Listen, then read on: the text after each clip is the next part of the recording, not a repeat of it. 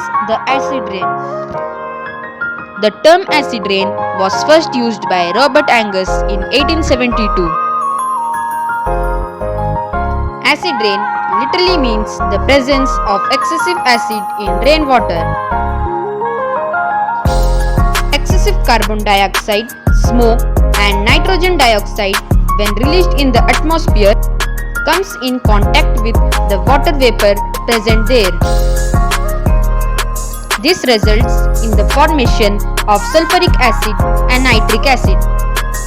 These acids then fall down with the rain, making it acidic. Such rain is called acid rain. Occurrence of acid rain. Acidification of environment is a man-made phenomenon. There is now no doubt that most acids come from human activities,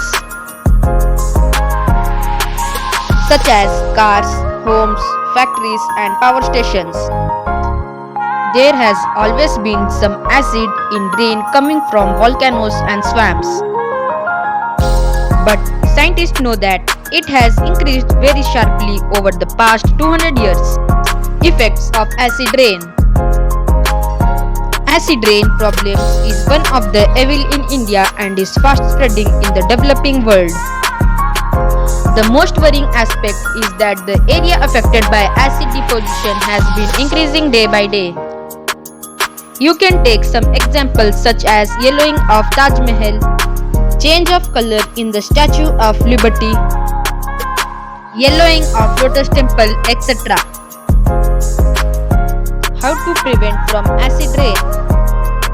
A great way to reduce acid rain is to produce energy without using fossil fuels. People can use renewable energy sources such as solar and wind power. Renewable energy sources help reduce acid rain because they produce much less pollution.